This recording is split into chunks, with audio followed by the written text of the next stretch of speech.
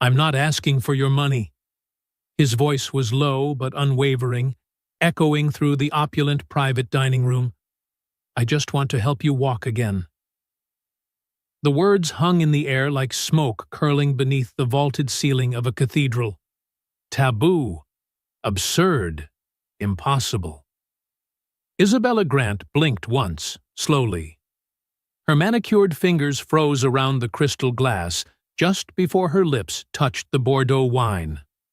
Candlelight flickered across the private room of Le Bernardin, catching on her diamond earrings and flashing a cold glint across her steel-gray eyes.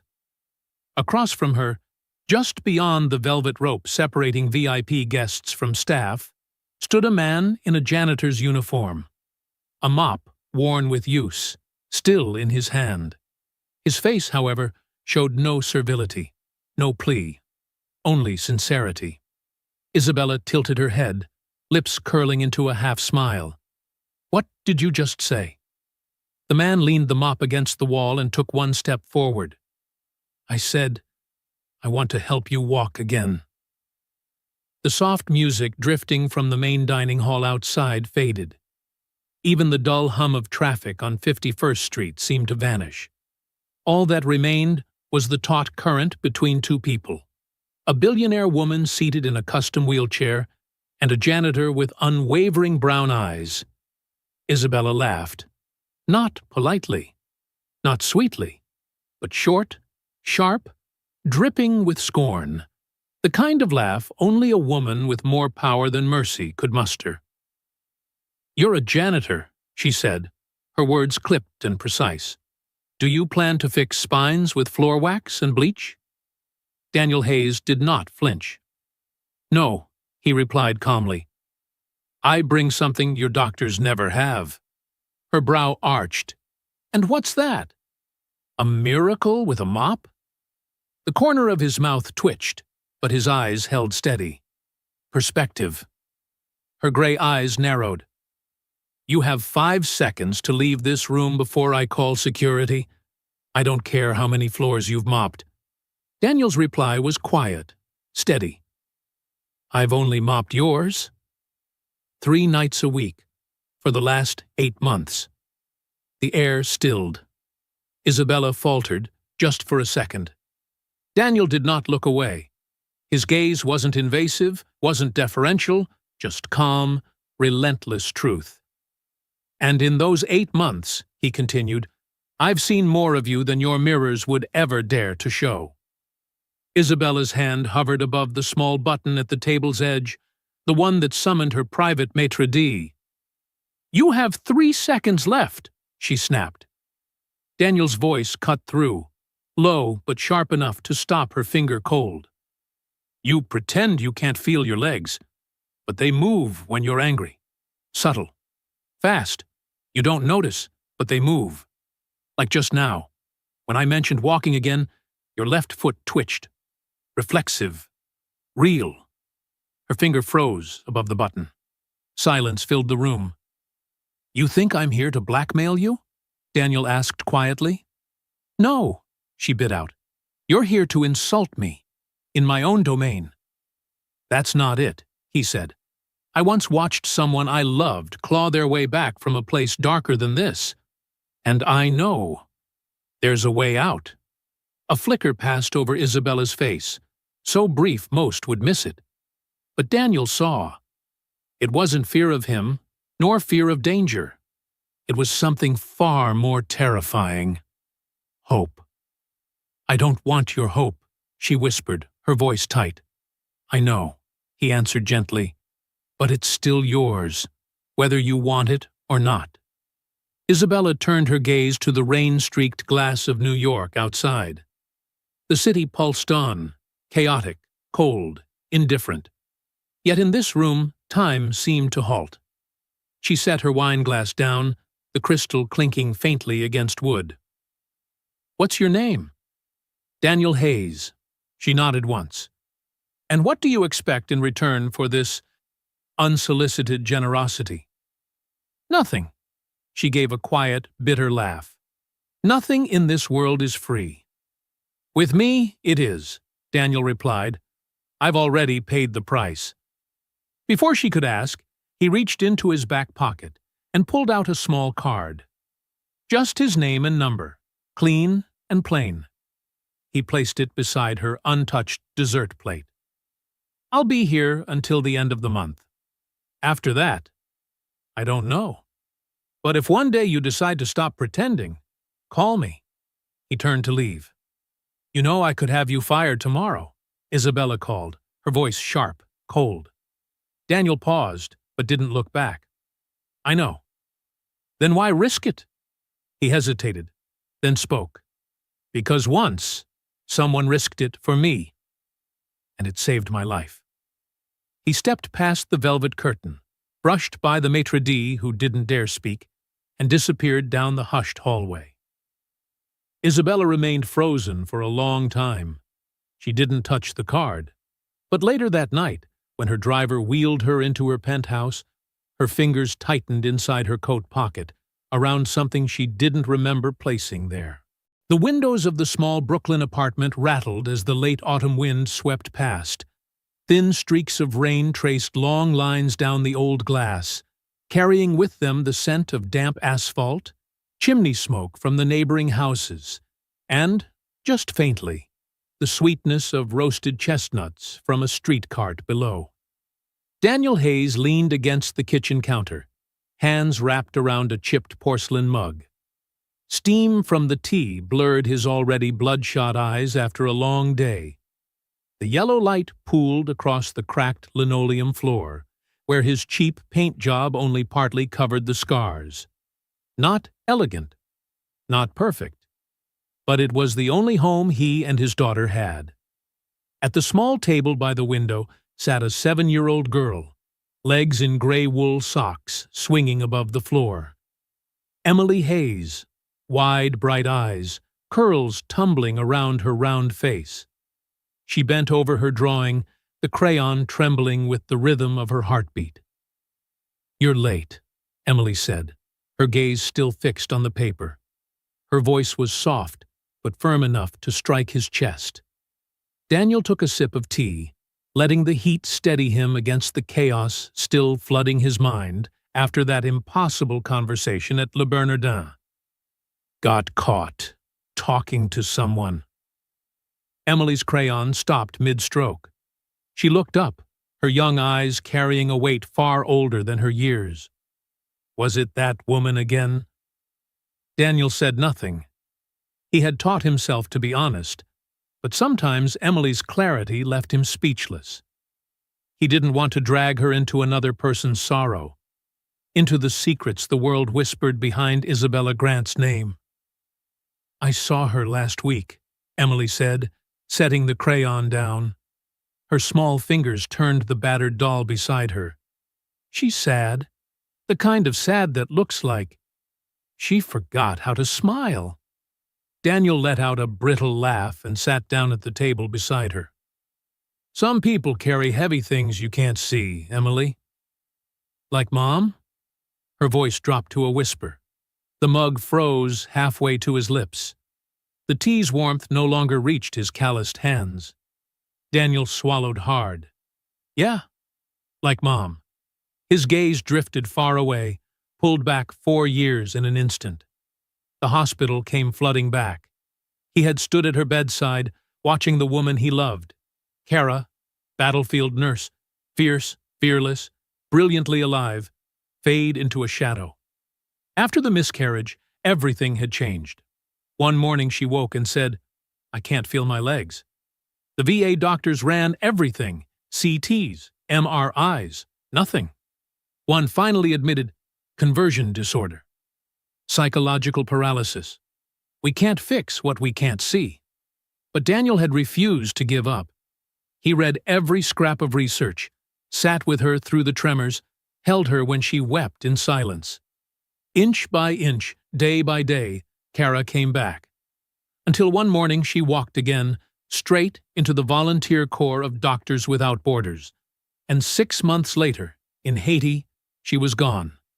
An accident, sudden and brutal, like life itself. All that remained, besides Emily, was a fire. Not loud, not raging, but steady.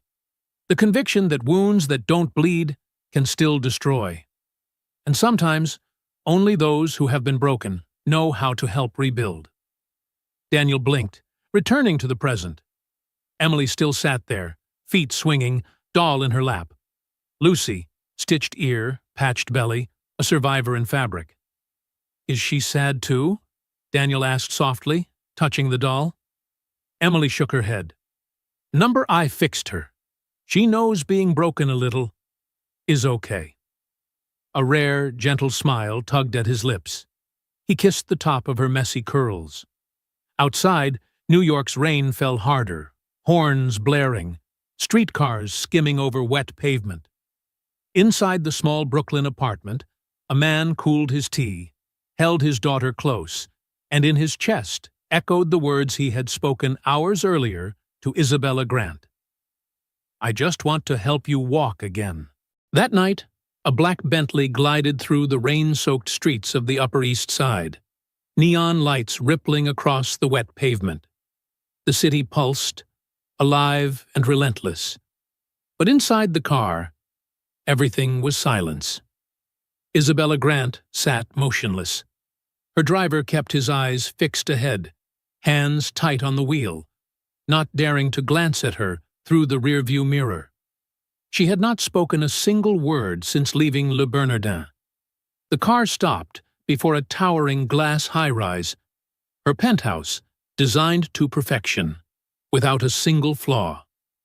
When the driver came to assist her, Isabella only gave a faint nod, then let the wheels of her custom chair glide across the polished marble floor, straight inside. The apartment was vast, immaculate, and nearly soulless. Floor-to-ceiling windows reflected the city lights, but they did nothing to warm the cold emptiness within.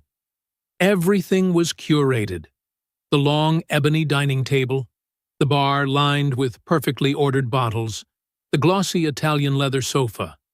No clutter, no life. Isabella rolled down the long corridor. Passing the mirror, she stopped instinctively. Reflected back was a 38-year-old woman.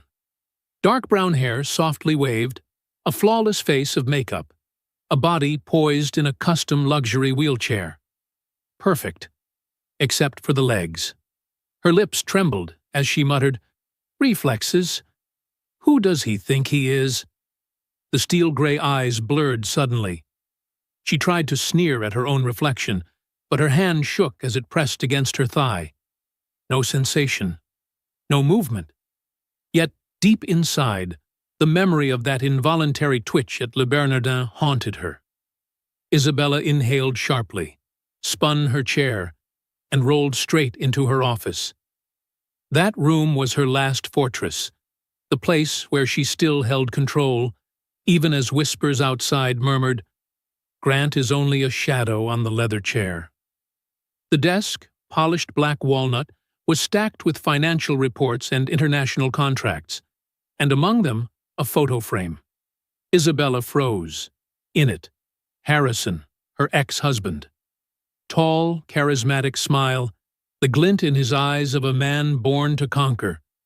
A man once admired across Wall Street. A man who, on the night of the accident 5 years ago, when she tumbled down the stairs of his restaurant, had not driven her to the hospital. He had simply picked up the phone, called a car service, and returned to his dinner with 2 bored lawyers. 3 days later, he moved out. 2 weeks after that, divorce papers landed on her desk. The scans back then had shown no spinal damage. Doctors had told her plainly, "You can walk." But she hadn't. Not because her body forbade it, but because something inside her had shut down. Since then, Isabella Grant, the CEO once famed for her icy resolve, had remained in her chair. No one dared mention it. No one dared ask. They all simply looked at her as though she were a sculpture, beautiful, immobile, untouchable. 2 days later. In the kitchen of Le Bernardin, Daniel Hayes began his shift again. He pushed his mop bucket along the marble hallway. One earbud dangled, but no music played. He preferred the rhythm of the place, the clatter of knives on cutting boards, spoons against pans, the urgent murmurs in a three-star Michelin kitchen. It reminded him of field hospitals years ago, where Kara had once worked as a nurse. Controlled chaos, elegance on the surface, turmoil behind the curtain. He understood, because Isabella Grant's life was the same. Near 9 p.m., the maître d' pulled him aside. "There's a special request," he said quietly, tense. "From who?" "The woman in the VIP room, Ms. Grant. And she said if it isn't you, she'll leave." Daniel froze. "Are you sure?" The maître d' swallowed hard, eyes uneasy. "I'm sure." She was very clear. Daniel pulled off his gloves, hung his apron aside, and made his way toward the familiar room. Inside, Isabella Grant sat waiting at the table. Flawless posture, elegance intact. Yet in her gray eyes, something had shifted. No longer absolute cold, softer, more dangerous.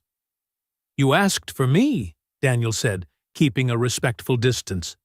"I have a few questions," Isabella answered, eyes locked on him. "Go ahead." She studied him, not like an executive assessing a resume, but like a scientist weighing a volatile chemical. "Did she ever forgive you, Daniel?" He blinked. "Who?" "The one you couldn't save." The words cut deep, but Daniel didn't flinch. "She didn't need to forgive me, because in the end, she saved herself. I just held the light long enough for her to find the door." Isabella turned away, jaw tight. Her voice was barely a breath.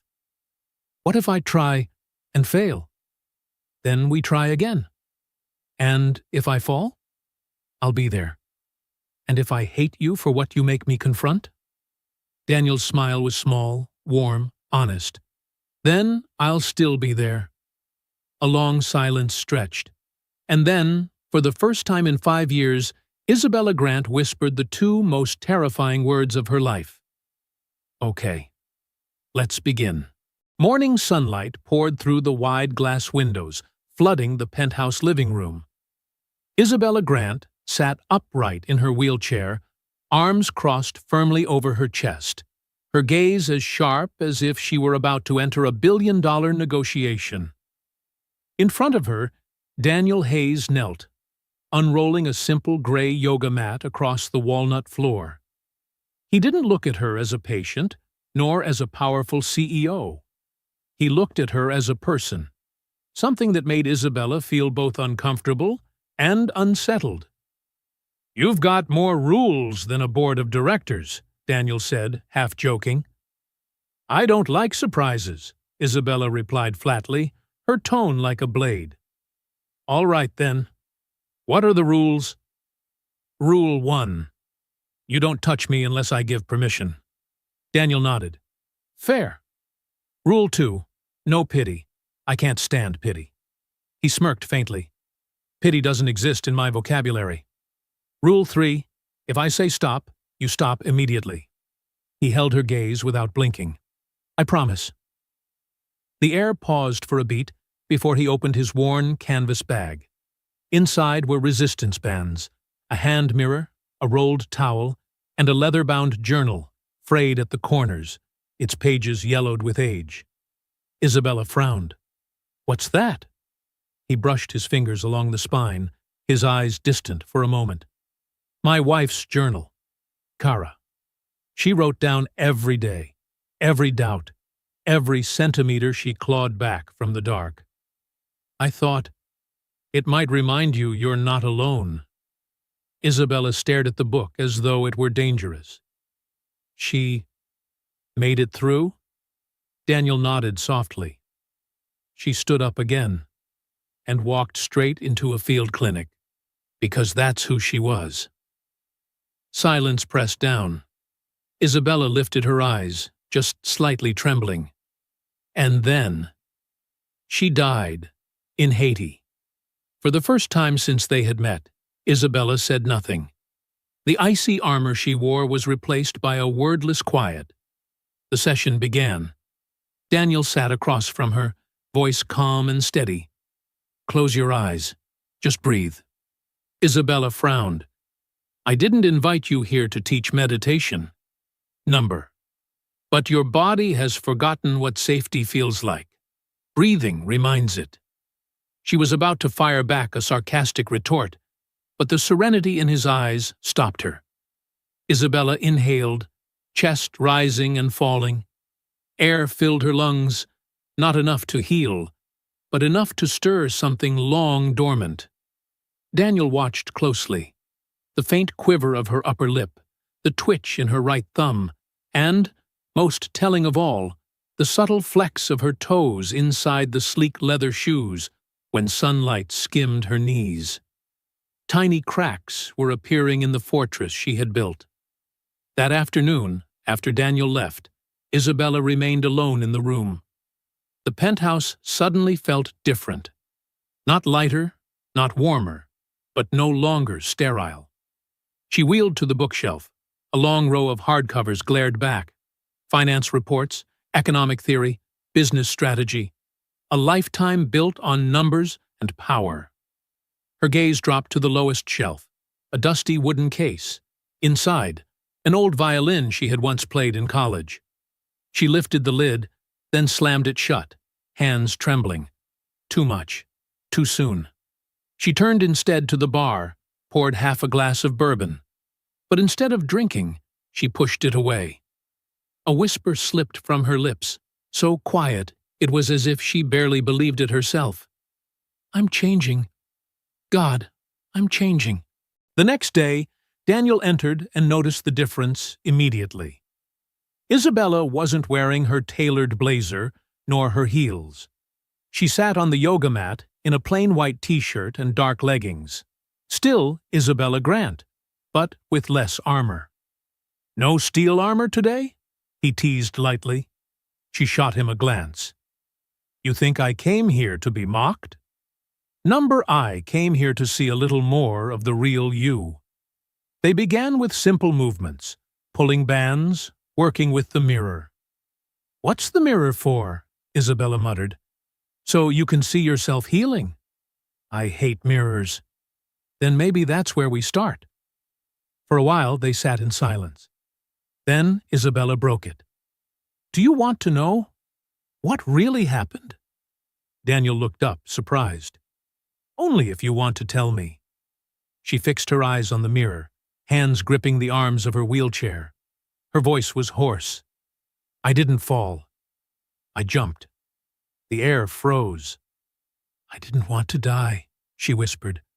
I just wanted him to stop looking at me like I was furniture in his own restaurant. Harrison? Daniel asked quietly. She nodded sharply. He loved the company, loved the spotlight. And me? I was just the backdrop. Beautiful, profitable, replaceable. After the jump, he didn't even come to the hospital, just sent flowers. And a lawyer. Daniel's hands rested loosely on his knees. His voice was low but steady. That's not your shame to carry. Don't wear it like a life sentence. She gave a bitter laugh. Try telling that to the voice in my head for the last 5 years. Daniel leaned in slightly, gaze firm yet tender. You didn't lose your legs. You surrendered them. But that means you can take them back. Her gray eyes widened, flashing with both rage and terror. For the first time in years, Isabella Grant didn't know whether to sneer or to cry. That night, after Daniel had gone, Isabella sat before the grand piano draped in dust. Her trembling fingers touched the keys. One note, then another. Sound rippled through the vast, cold apartment, carrying her back to 19. Barefoot, laughing, playing in a college dorm room while her roommate sang off-key beside her. No wheelchair, no CEO mask. Only a woman, not whole, not finished, but not yet defeated. Weeks passed. Every morning, the grand living room of the Upper East Side penthouse was no longer just a stage for lavish guests. On the gray yoga mat, each breath, Each faint flex of a toe, each tiny movement became a battle. Isabella Grant, in a white t-shirt and fitted leggings, sat on the mat, sweat glistening across her face, but her eyes still sharp as steel. Beside her, Daniel Hayes knelt, not with his familiar mop in hand, but with Kara's worn journal resting on his knee. Each day, Isabella pushed a little further. One morning, a toe stiffened. Another time, her thigh quivered under strain. And then, one morning, Daniel said quietly, "Your body is ready. Try to stand." The air froze. Isabella's gray eyes flashed with panic. "Are you insane?" "Number, it's just time." She drew a deep breath, hands gripping the armrests, shoulders tightening. Her legs, dormant for years, trembled like leaves in the wind. Veins stood out along her temples. Daniel didn't touch her. He simply stood close. Slow. This isn't about proving anything. Just trying. Isabella bit her lip. Forgotten muscles stirred awake. Her legs shook, but she forced herself up. For one fleeting moment, she stood, upright. Her eyes widened, her breath ragged, heart pounding with a single chaotic scream inside her head. "I'm standing. God, I'm standing." But seconds later, it all collapsed. Her legs betrayed her. Her body crashed to the hardwood floor. A heavy thud echoed. Her knees scraped, blood seeping out, her palms skinned raw. Isabella screamed, not from the physical pain, but from the humiliation tearing her apart. That night, the penthouse was so silent she could hear the second hand ticking across the clock. Isabella sat slumped on the floor, an overturned bottle of liquor by the sofa. A crystal glass shattered in pieces. She had smashed the small mirror Daniel left behind, shards scattered across the floor, her distorted reflection splintered in 100 fragments. Her gray eyes brimmed but stayed dry, burning. She screamed into the broken glass, "I'm a joke, a woman not worthy of life." The vast room echoed with her ragged breaths. Isabella curled in on herself, as if to vanish into the shadows. The door swung open. Daniel stood at the threshold, saying nothing. He saw the blood seeping from her knees, the trembling hands, the shattered glass across the floor. He didn't rush to heal, didn't lunge to lift her up. He simply sat down, a few feet away, silent. Isabella raised her face, voice hoarse, dripping with fury. "Is this what you wanted? To see me broken? Are you satisfied now?" Daniel shook his head, his voice soft as wind. "No.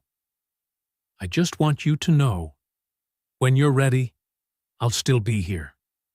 It wasn't a promise of miracles, nor a guarantee that the fall wouldn't happen again, but it was a thread, thin, fragile, that kept Isabella from plunging completely into the abyss. That night, she fell asleep on the mat, dried blood on her knees, her tears soaking into her shirt. And for the first time in years, Isabella Grant no longer felt like an untouchable statue. She was simply a broken woman, with someone waiting for her to rise again. The morning after the fall, sunlight poured through the penthouse's massive glass walls. No more soft golden lamps, no suffocating silence, just harsh white light exposing everything. Dried bloodstains on the hardwood, shattered glass on the floor, and a woman sitting motionless, her knees crudely bandaged with strips of cloth. Isabella Grant braced her hands against the chair, staring at her trembling body. The humiliation of the night before still burned inside her. Yet strangely, instead of calling a doctor or locking herself away, she picked up her phone. The message was only 3 words. 9 a.m. Come. Daniel Hayes arrived, carrying his familiar worn bag. He saw the blood, the broken shards, the pale face of Isabella, but also the brightness in her eyes, no longer sealed shut. You still want to continue? He asked. Not want, Isabella rasped, her voice hoarse but firm. Need. Daniel nodded. No hollow comfort, no false promises. He laid out the mat again, set down the resistance bands. That session was no longer a game of power, no rigid rules. Isabella allowed him to adjust her arm's position, to hold the mirror close, forcing her to look at herself. Try curling your toes. They're not moving. But they're tensing. That's real. Sweat dripped down Isabella's brow. Her teeth clenched. Her whole body stiffened just to make a movement that, for others, would be nothing. Do it again. Daniel. Her voice cracked. This is pointless. Number pointless is quitting before the second try. She looked at him. His brown eyes never wavered. And for the first time, Isabella Grant, the woman who once commanded thousands with a single glance, let this man's gaze lift her. Her toes curled again. Tiny. Barely. But real. Her breath came in ragged gasps, tears welling, unclear whether from pain or from the fragile spark of hope that had just broken through. My God, I can still feel. Daniel smiled, small but warm. See? That isn't a miracle. That's you. In the days that followed, the penthouse no longer felt so cold. Training sessions became the rhythm of her life. Some days, Isabella only rolled her chair to the mat, stared, then left. Some days, she broke down mid-session, pounding the floor with her fists. But Daniel never left. He sat quietly, patient. Then, one rainy afternoon, Isabella turned away from the mat and wheeled herself to the dust-covered grand piano. She sat in silence, staring at the black and white keys muted for years. Her trembling fingers touched one, and a note rang out. The sound was lonely, imperfect, but alive, threading through the apartment. Daniel watched from afar. He didn't intrude. He knew some wounds could only be reopened by her own hand. That weekend, Central Park was veiled in mist, golden leaves carpeting the paths. Isabella, in a thick coat and gloves, sat beneath an elm in her wheelchair. For once, she wasn't there for a charity gala or a press conference. Laughter carried through the fog. Daniel was jogging with Emily. His daughter's small hand clutched his, the other dragging the battered doll, Lucy. Isabella recognized that laugh instantly. Warm, free. It made her chest tighten. Emily ran straight to her, stopping before the chair, eyes wide with curiosity. I know you. You had dinner with my dad at the fancy place. Isabella laughed. A genuine laugh, rare and unguarded. Dinner? Your dad cleared tables while I just sat there. You call that dinner? Emily nodded firmly. It was dinner for me. Daniel caught up, breath still heavy. She usually doesn't talk to strangers, he whispered. Lucy told me to, Emily said, holding up the scarred doll. She said you look like someone who needs a friend. Isabella looked at the doll. Torn ear stitched, patched belly. A pink ribbon tied where hair had fallen away. Ugly, and yet strangely familiar. What happened to her? Isabella asked softly. Emily shrugged. She's been through things, but I don't throw her away. Because she knows my secrets. Isabella's heart clenched. She reached out, touching Lucy with her gloved hand. You fixed her? Yes. I didn't want her to feel left out just because she's broken. Broken things are still valuable. Broken people are still people. The simple words cut deeper than any scalpel. Isabella swallowed hard. Who told you that? Emily shrugged again. My mom used to say it. Daniel stiffened, breath faltering. He had never told Emily much about Kara, but somehow she remembered. And now, those faint memories were touching Isabella too. Isabella handed Lucy back, her voice barely a whisper. "Thank you. I haven't felt like a person in years." Emily tilted her head. "Then, do you want Lucy to stay with you for a while? You look kind of lonely inside." The words hit Isabella like a crack in the armor she'd built for 5 years. She didn't answer, just nodded. Emily placed Lucy gently in her lap before running off to feed the ducks. Daniel sat down on the bench beside her, silent. "She's extraordinary," Isabella murmured. "My daughter," Daniel nodded. "She takes after her mom." A pause. Isabella glanced at the doll in her lap. "Daniel, I'm tired of being seen as a statue. Beautiful, untouchable, but not human." He turned, his gaze soft yet steady. "You're not a statue. You're a woman learning how to begin again." Her gray eyes shimmered. Isabella said nothing, but for the first time she allowed herself to believe those words. That evening, back at the penthouse, Isabella set Lucy on the bedroom windowsill. It looked absurd, a CEO with a battered doll. But in that moment, as she drew the curtains and switched off the lights, the tiny figure made the room feel less empty. And in the darkness, Isabella whispered words she had never dared to say aloud.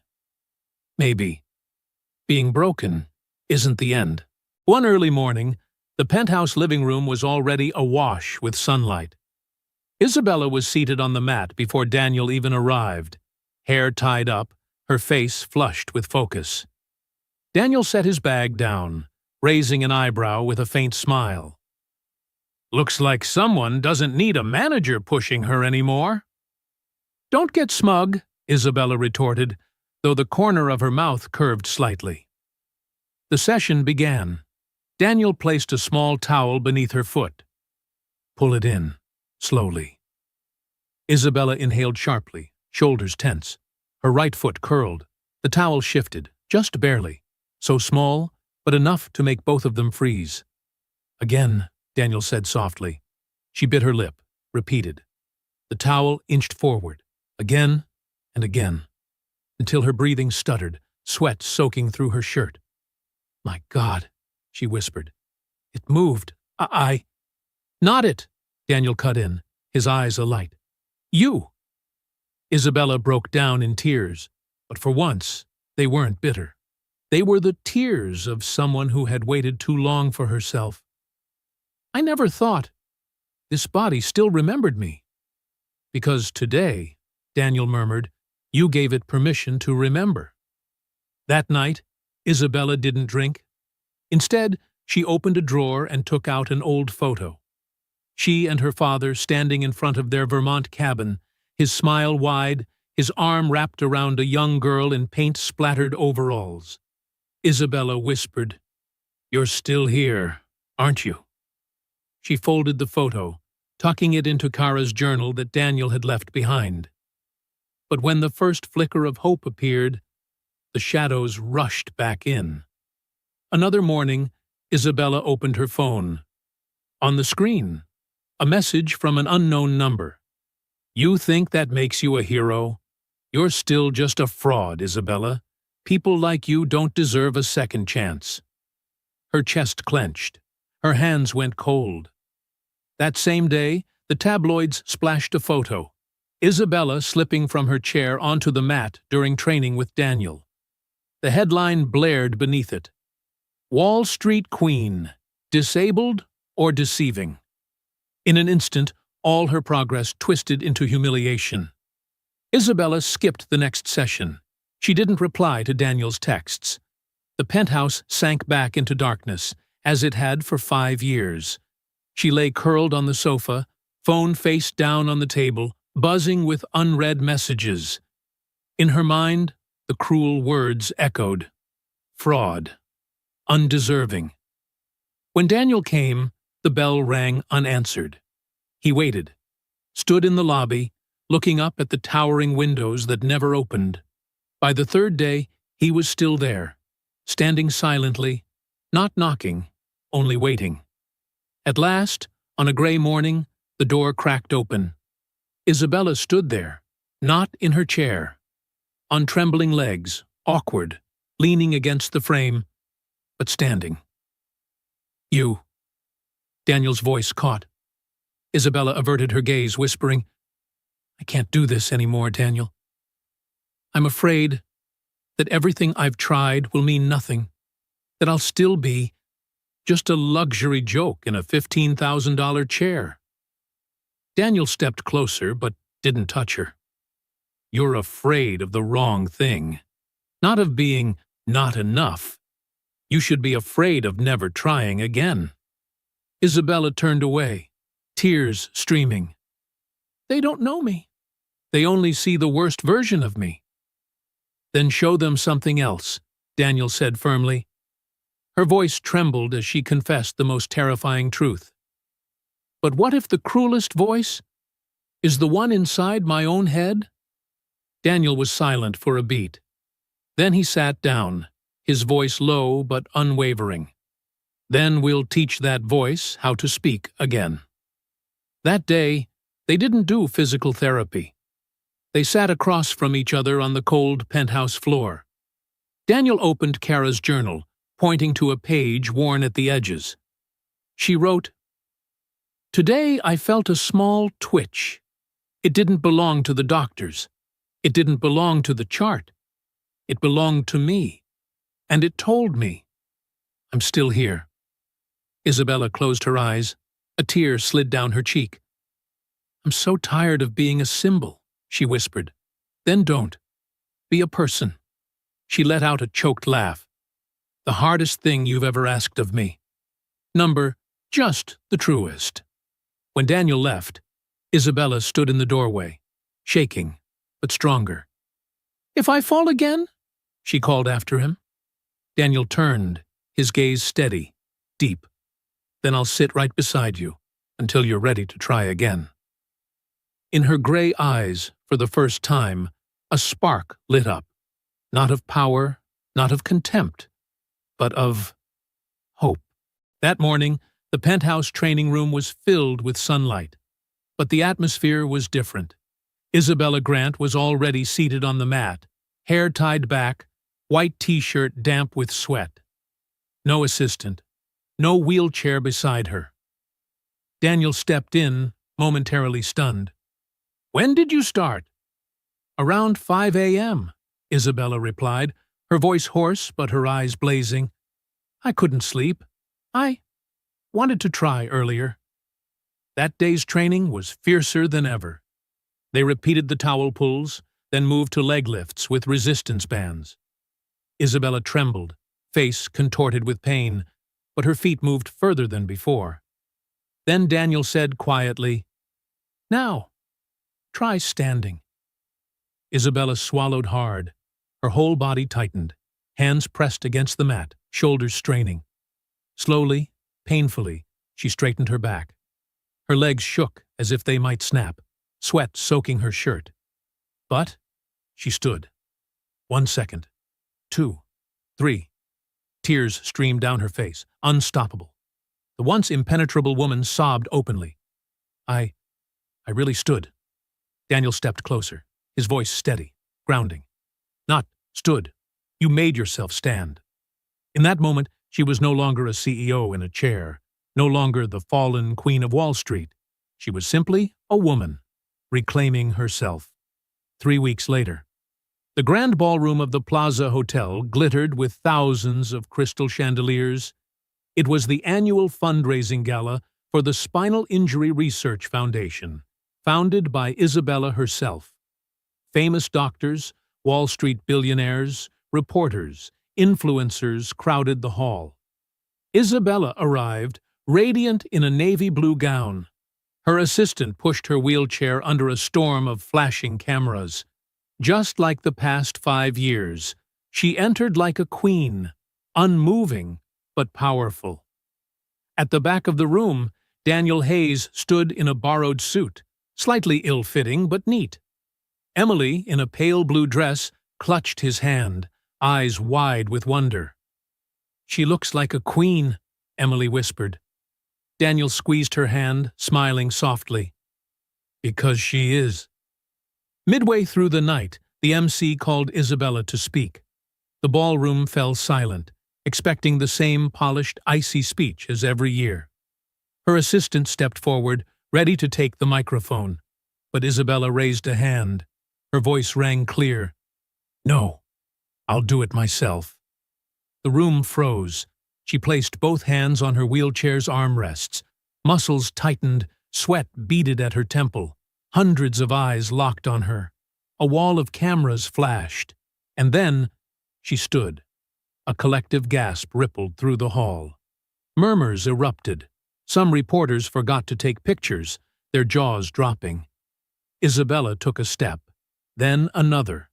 Her heels struck the marble floor, each click echoing like a war drum. By the time she placed her hand on the podium, the entire ballroom had forgotten how to breathe. Her voice rang out, slow but sharp as a blade. "For a long time, I believed that standing still was power. But the truth, standing still was only fear, dressed in elegance." She looked straight at the front rows, where the tycoons and the doctors who had once dismissed her sat frozen. "I spent 5 years in a wheelchair. Not because I couldn't walk, but because I was terrified of the cost of trying again." A gasp burst from the back rows. The room seemed suspended in air. "I built walls higher than recovery. I turned pain into elegance. I turned silence into dignity. And it nearly killed me." Her voice caught, but her eyes shone with fire. "Tonight, I don't stand before you as a CEO, a benefactor, or a symbol. I stand before you as a woman who just remembered her own name." At the back, Daniel stood motionless, his vision blurred. Emily jumped up, whisper yelling, "She did it!" Isabella drew a deep breath. "If there is one thing I leave you with tonight, it is this. Healing doesn't need anyone's permission. It only takes one reckless, courageous moment when you decide to try." 2 endless seconds of silence. Then the room exploded. Thunderous applause, shouts, tears. People rose to their feet, cheering. Some reporters dropped their cameras, fumbling to shoot while wiping their eyes. But Isabella heard none of it. Her gaze fixed only on the corner of the room, where Daniel watched her, and Emily raised both little hands in pure, unfiltered joy. Isabella nodded faintly. It was no longer, "I did it." It was, "We did it." That night, on the balcony of the plaza overlooking the glittering lights of Central Park, Isabella slipped off her heels and perched on the stone ledge. Daniel joined her, placing a steaming cup of tea in her hand. "You made the whole city stop tonight," he said softly. Isabella smirked faintly. "And you made me fall, then forced me to rise." Daniel shook his head. "Number, you rose on your own." She turned, her eyes softer than ever. "You know, when I stood tonight, I didn't feel pride. I felt free." Daniel smiled gently. "Freedom doesn't come from walking. It comes from the moment you decide not to stay still." A light breeze swept past. Isabella leaned her head against his shoulder. For the first time, she allowed herself to be fragile, and to let someone else carry a piece of the weight. 3 days after the plaza event, the video of Isabella Grant standing had swept across social media. Not only financial newspapers, but even the tabloids that once mocked her now replayed that moment. From wheelchair to podium, Isabella Grant redefines healing. CEO or warrior? The woman who defied silence. But amid the noise, Isabella sat quietly in her penthouse living room, dressed in a gray sweater, holding the chipped old mug she had abandoned back in her college days. For the first time in years, she drank coffee not from crystal. Her phone buzzed endlessly. Press, donors, old acquaintances. She ignored them all. Her eyes lingered on a single message from her mother in Vermont. "You're standing stronger than ever. I thought I lost you." Now I see you've returned." For once, Isabella's cold gray eyes welled with tears. She closed the phone and drew a deep breath. That afternoon, Isabella visited the Hope Center, the project Daniel Hayes had once dreamed of but never had the chance to build. For now, it borrowed the basement of an old Brooklyn church. Peeling paint on the walls, chipped chairs, water-stained ceilings. Yet inside, warmth filled the air. Patients doing physical therapy, a little girl in a neck brace laughing as she finished a puzzle, a veteran carefully rising with the help of a frame. Daniel led Isabella down the narrow hallway. "We don't have much, but here, they're not just names in a medical file." Isabella paused, taking it in. Then she turned to him. "If we were to make this a permanent center, how much would it take?" Daniel hesitated. "More than one viral video." Isabella smirked. "Good thing I don't live off fleeting moments anymore." A month later, the grand opening of the Hope Center for Healing took place in a newly leased former hospital. The front courtyard overflowed with people: patients, families, doctors, volunteers, reporters. Isabella arrived without a wheelchair, without a cane. Just a simple white blouse, trousers, her hair loose. Daniel stood beside her, scissors in hand for the ribbon cutting, while Emily clung to his hand, proudly sticking a glittery Hope sticker on her chest. Before the ribbon was cut, Isabella asked for the microphone. The crowd hushed.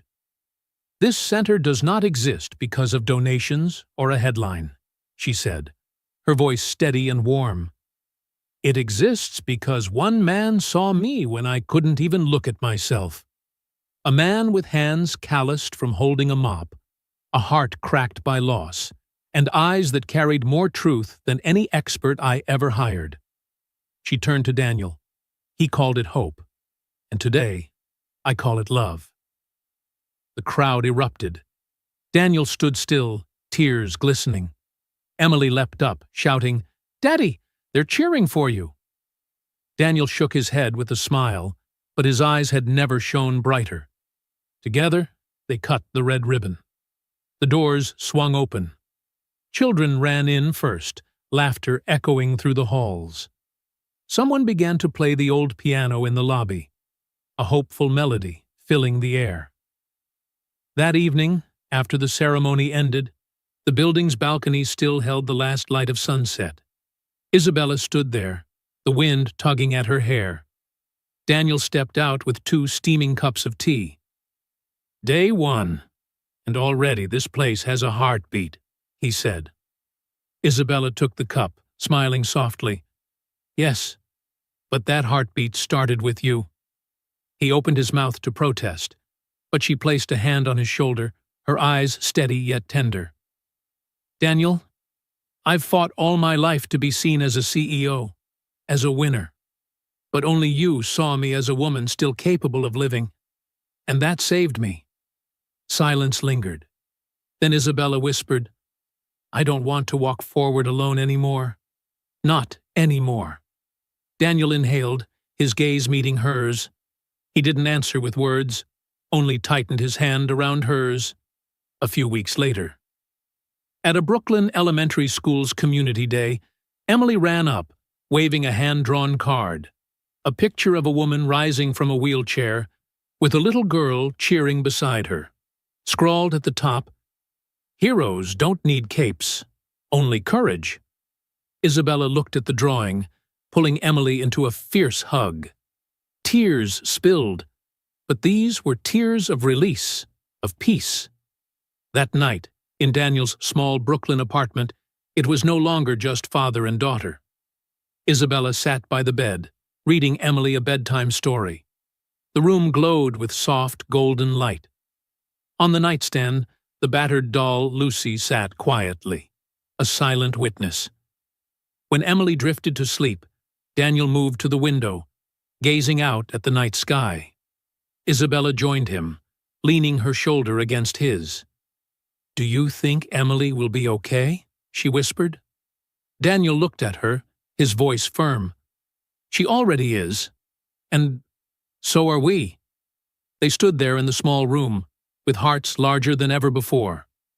Another month later, the front page of the New York Times, From Ashes, CEO Isabella Grant, and the Hope Center redefine healing. But for Isabella, the headlines, the millions of views, the accolades, none of it mattered. What mattered was this morning. When she opened her eyes, Emily ran into bed, threw her arms around her and called out, "Miss Isabella!" in her pure, ringing voice. And Daniel walked out of the kitchen with 2 steaming mugs of coffee, smiling. The family is ready for a new day. Isabella closed her eyes, her heart overflowing with peace. No longer the woman imprisoned in a chair, no longer the untouchable CEO, but a person, a woman, a mother, a lover, and most of all, a new beginning. If this story touched your heart, take a moment and breathe deeply. Because sometimes, just one small action, one unexpected encounter, is enough to change an entire life. Where in the world are you watching from? Drop your city or country in the comments. We'd love to see how the Behind the Tale community stretches across the globe. And remember, every story carries a message. For you, what lingers after watching? Is it Daniel's patience, Isabella's courage, or Emily's innocent smile? Share your thoughts. Your words might be the very inspiration someone else needs. If you enjoy healing, inspiring stories like this one, make sure to hit subscribe and turn on the notification bell so you won't miss the next video. Thank you for spending your time with True Tale Time. Until the next story, keep kindness in your heart, keep hope alive, and never forget, love can rewrite any ending.